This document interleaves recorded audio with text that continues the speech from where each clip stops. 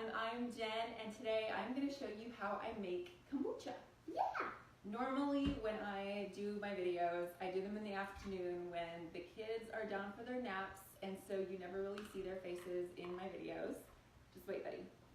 But today, since I'm making kombucha, and this guy loves the whole process. He loves helping me make kombucha, so I asked him if he wanted to go live with me. So that's why he is here today. This is my son, Seal, and he's 5. How old are you? 5. 5. All right, so kombucha, for those of you who are not familiar with it, is a type of green tea that has been fermented.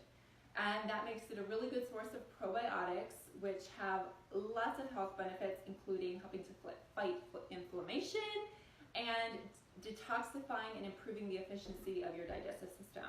This is a drink that I like to have on hand all year round, especially through the winter. Just lets me know my kids are getting the probiotics that they need, and they love it. Kind of like substitutes out for soda. They love the fizziness of it, and so it's just a fun drink to have around. Right? Do you like kombucha? Soda is not the best thing. Kombucha is the best thing. Yeah, you're right. Soda's not the best thing, kombucha's the best thing. That's what he just said. All right. Yeah? You don't say it when I say it. I always said it. Oh, yeah, you're right. We don't need to say it 2 times. All right, and it's actually super, super simple to make. It's crazy. For a while, I was buying it. I was buying bottles. I loved to drink it, but the process of making it kind of freaked me out, so I didn't for a while. But when I finally started making my own, I was blown away by how simple it was, and honestly how much money I was saving instead of buying bottles of kombucha. I will have to say though, I think I was a little freaked out to start just because of the SCOBY. So first thing I want to do is introduce you to the SCOBY. I'm sure there's tons of you out there who have already made kombucha, probably already make it better than me, which is totally fine. But at one point I was a complete newbie, and I needed someone to walk me through the steps.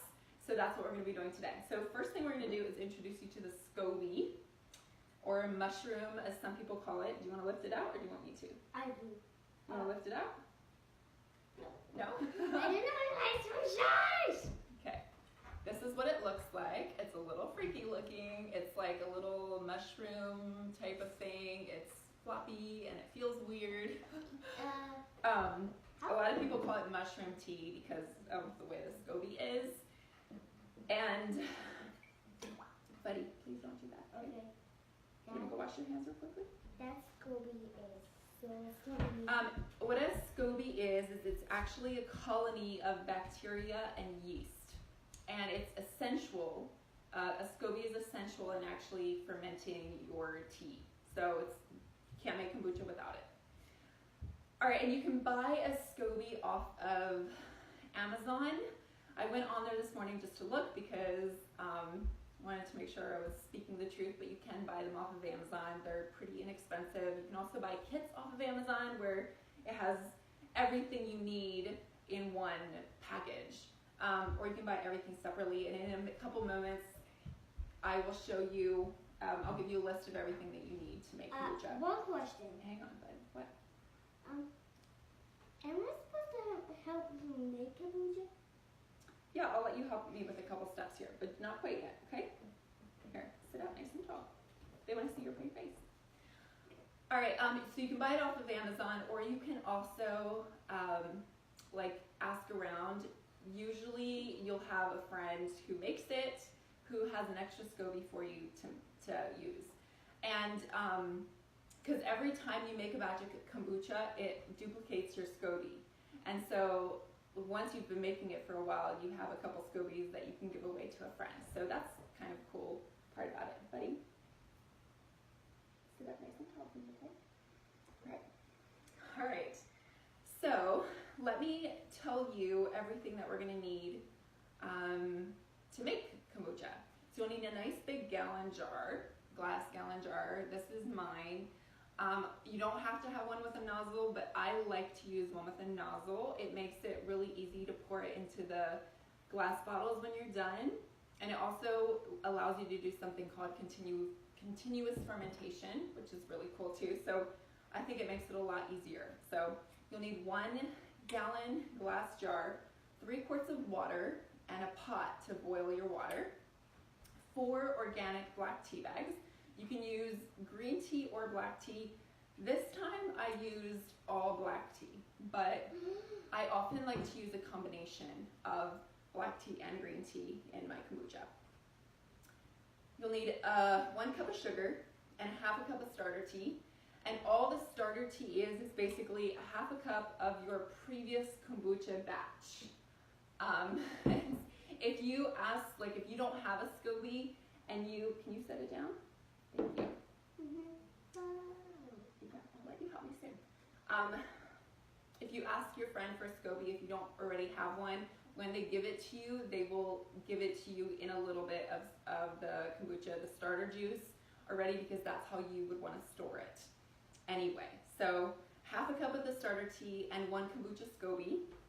This little guy right here. Looks really weird, I know. I think you already showed that. I did already show that to them, but there's new people on, so. Can you say hi to everybody? Hi, and why is there blinkings on the... Oh, that's just who's on. All right, kombucha SCOBY, and then a coffee filter and a rubber band. This is what I put on top of my jar once I have my SCOBY in there. And a funnel and some narrow neck jars. These are the kind I like to use. They seal really, really tightly. I'm sure you've seen them before. And some fruit juice. So I get this one from Aldi's. It's 7 super fruits. It has pomegranate, grape, strawberry, tart cherry, fig, mulberry, and cranberry. But you don't have to get this one. I just like it. It's organic and it doesn't have any added sugar to it, and it tastes really nice. It has blackberry too. Yeah, it does. All right. So that is everything that you're going to need. When you start out, you want to add your 3 quarts of water to your pot and bring it to a boil.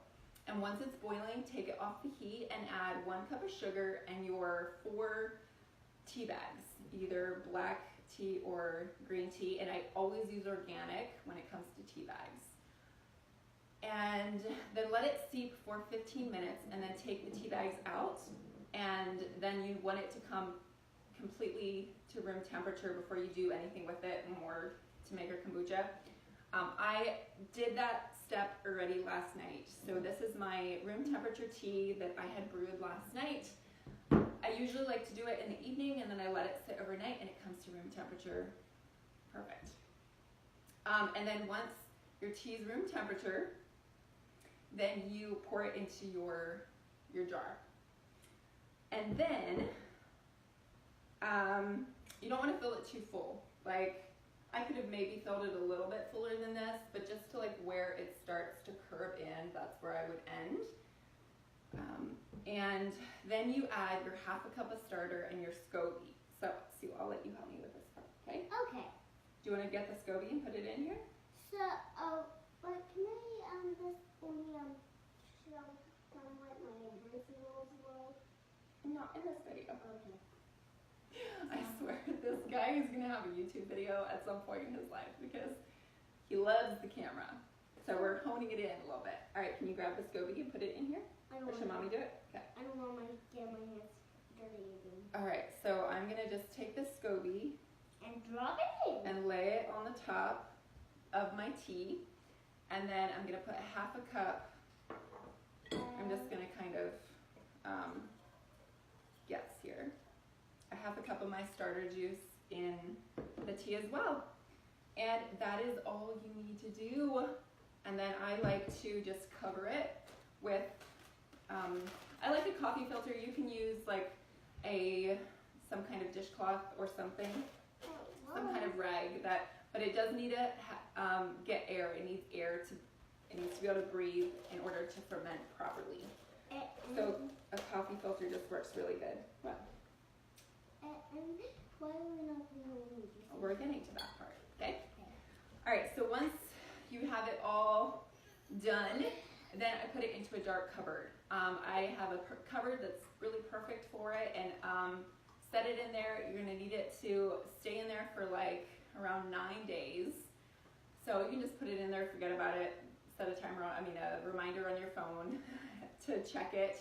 And in about 7 to 9 days, you're gonna wanna start tasting it and to see how the fermentation is going. If you've never done it before, you're gonna have to kind of guess a little bit about what it's supposed to taste like, but you'll soon come to know the more you let it ferment, the more vinegary it tastes and the less sweet it tastes. So, and the sooner you get it out, the sweeter it's gonna be and the less fermented it's gonna be. So everybody likes it at a different place, so you can decide for yourself. For me, about a week is good.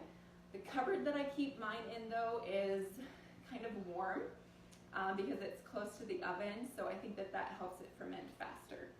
Mm-hmm. All right, so you're gonna put that in a cupboard, and then once you're happy with the fermentation, how it tastes, then you're gonna bring it out, and then we're gonna do what's called the second ferment. If you've tasted kombucha before, you know it has like a carbonation. It's really bubbly and refreshing.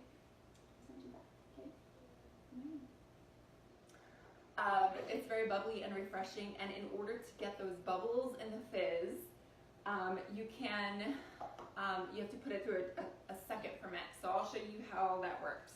So once I have the ferment that I like in this jar, I just open the nozzle and I pour it straight into my bottles. And I don't fill them super full. You actually want a little bit of air in there. So about to there, and then you can drink it just like this, but I like to flavor mine with a little bit of fruit juice. So Seal, you can help me do this. Okay. Help me do this? Where's the funnel? Thank you. And then I'm just gonna guess a little, but we're gonna do about half a cup. I think that was a little bit more. All right, do you wanna close it? Do you know how to close it? I think so. And then you seal it up, and you're gonna let it set for like another couple days. I think for me, I usually do about 3 to 5 days probably. Depending on the temperature of your house, that always determines a little bit. And there you go. And then, like every day, I have to do it about every day. You have to like break the seal just a little bit to let some of the pressure out because it's carbonating. Like, I don't think that's a word. Is that a word? It's creating the carbonation. And so if you let it set there for too long, it will create too much pressure and it will explode. So you don't want that to happen. So just relieve the pressure every day, and then when it gets to the point where you really like it and it's the perfect carbonation, then you can put them in the fridge and they will stay fresh and stay carbonated nicely, and you can drink it cold out of the fridge. So I think that's everything. Oh, one thing I forgot to mention is that once your first fermentation is done, you are gonna want to take your SCOBY out and also a half a cup of starter for your next. What are you doing? I was just doing that to tell you something. Okay, hang on. We're almost done. Okay. Yeah, you're going to take your SCOBY out and half a cup of the fermented kombucha, or starter as they call it, to save for your next batch. And I just store mine in something like this, but usually, honestly, once I'm done with the batch, I immediately start up the next batch. So I put the SCOBY and the starter directly into my next batch of tea, and I just start the second ferment. The next batch.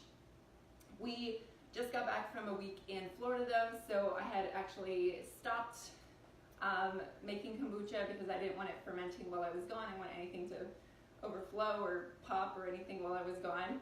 So we're starting a new batch. We're gonna have a new batch of kombucha left. I hope that was super helpful for you.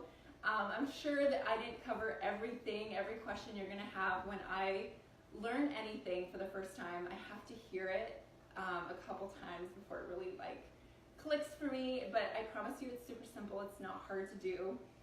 You are ham.